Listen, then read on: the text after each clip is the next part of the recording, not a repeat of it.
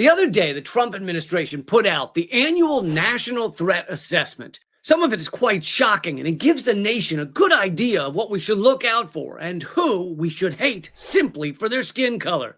There are some dastardly skin colors out there, like mauve. But I gotta warn you, this threat assessment is a scary read. In fact, the only book that frightened me more was Bill O'Reilly's children's book, The O'Reilly Factor for Kids. So everybody hold hands and put on your big boy pants because we're diving in. Let's start with the intro. It says both state and non-state actors pose multiple immediate threats to the homeland and U.S. national interest. Terrorist and transnational criminal organizations are directly threatening our citizens. Threatening our citizens.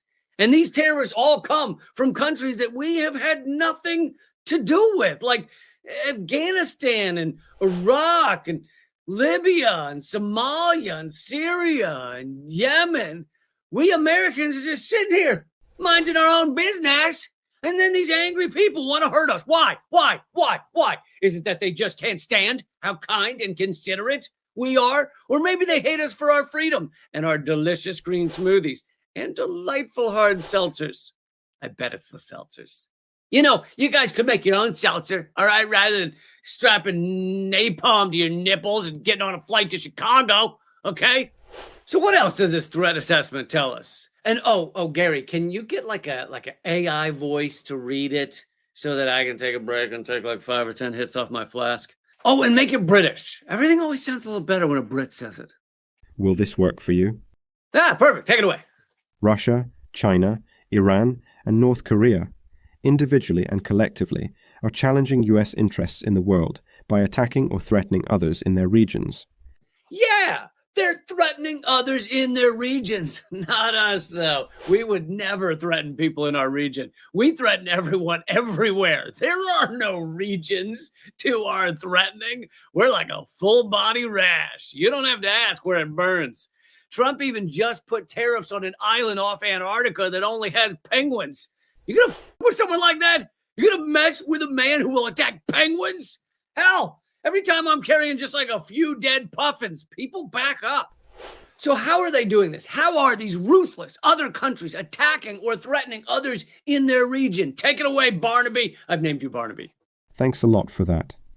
With both asymmetric and conventional hard power tactics and promoting alternative systems to compete with the United States, primarily in trade, finance, and security.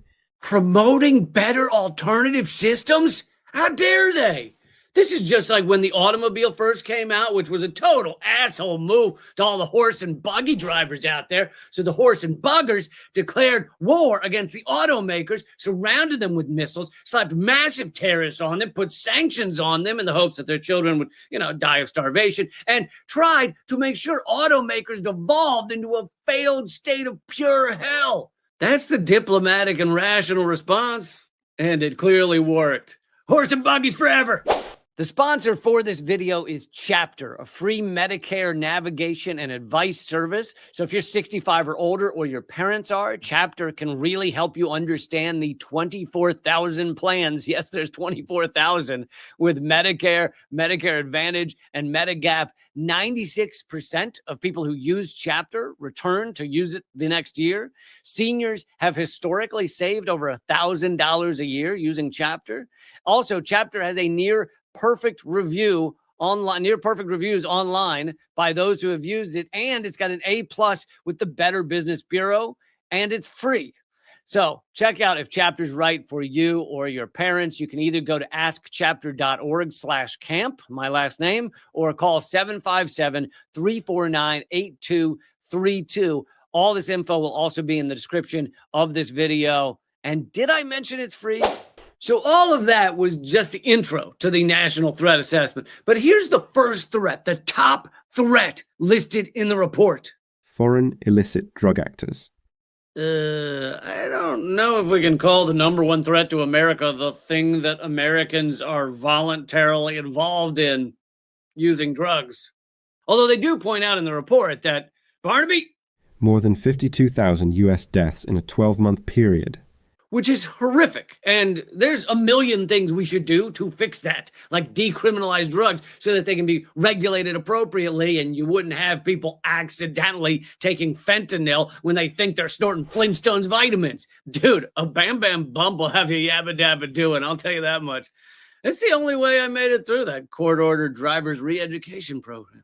Plus, decriminalizing would make drug cartels borderline non-existent. They'd have to switch their business to stuff that's still illegal, like black market organ transplants and those Pez dispensers that aren't sold anymore and you have to smuggle them inside a Pomeranian to get them across the border.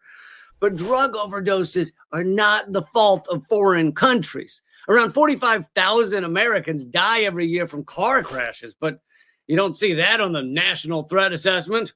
The Toyota cartel has killed 12,000 of our citizens this month alone. Did you just make a cartel pun? Barnaby, I do not speak unless spoken to, okay? This is fascism. Where the hell are you? Anyway, can you please read the next thing on the National Threat Assessment?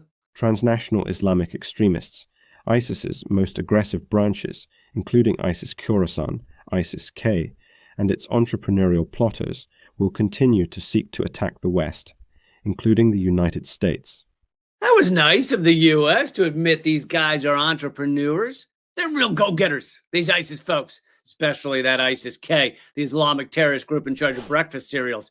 But seriously, every American should continue to be petrified of this terrorist group that essentially no American has ever seen in person, never encountered in their hometown, never interacted with in any way. Be afraid.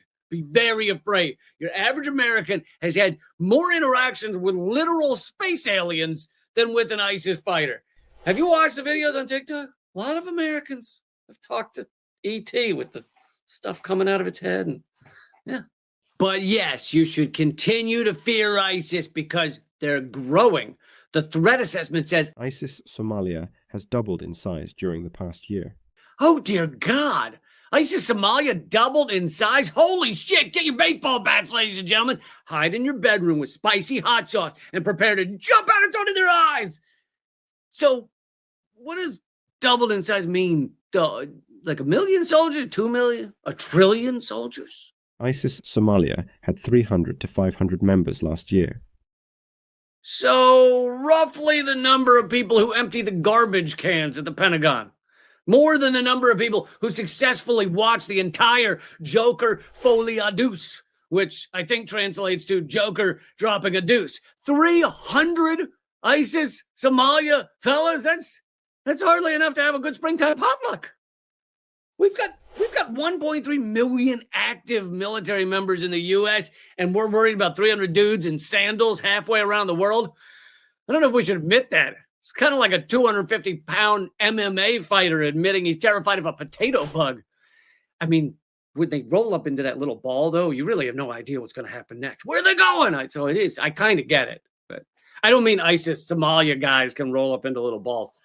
Although maybe they can. Okay, now I'm terrified. Moving on, next in the threat assessment, I was kind of shocked by what came up. Profit-motivated transnational criminals are using corruption, intimidation, and enabling technologies to expand their illegal activities into new markets and to diversify their sources of income. Yeah, crazy, right? The Trump administration just decided to describe the United States accurately, without bias. Profit-motivated transnational criminals. That's what the U.S. government puts on their tax forms under occupation. Lee, they were talking about other transnational criminals. Oh, that makes more sense. Thanks, Barnaby. Whatever. Let's see what they say about China. Beijing has pushed back against U.S. military operations, such as reconnaissance and bomber flights, freedom of navigation operations, and exercises around PRC borders and maritime claims. The Chinese military regularly intercepts and shadows U.S. forces and sometimes conducts unsafe maneuvers in their vicinity. The Chinese military conducts unsafe maneuvers near U.S. forces that happen to be flying around China? How dare they? This is like that time I wandered into a stranger's house, got some ice cream, started watching his TV, and then he comes downstairs all shocked and angry and gets up in my face and yelling, and I'm like, whoa, whoa, whoa, ever heard of personal space? Huh? I'm not going to come back if you act like this. What's next? Russia, China, Iran, and North Korea seek to challenge the United States and other countries through deliberate campaigns to gain an advantage, while also trying to avoid direct war. What? Other countries want to gain an advantage and not be beaten down, exploited, and oppressed by us? This is bullshit. This is a national threat. It can't get any worse than that. Growing cooperation between and among these adversaries is increasing their fortitude against the United States. Jesus Christ! They use the C word against us. Cooperation. There's nothing more troublesome to U.S. hegemony than cooperation, diplomacy, collaboration, compromise. There's a whole bunch of horrible C words. Cooperation to us is like kryptonite is to Superman, or actually understanding things is to the Fox News morning show. Well, I can't read any more of this threat assessment. It's too horrifying. You weren't reading it. I was. Barnaby, I don't need any back chatter from you, mister. I'm a slave. Point is, as with any waning empire, the U.S. is paranoid, overreaching, fearful, and creating enemies where we should have partnerships. It's time for a new worldview. Also, we need a sociopath test because everybody in government's a freaking nightmare.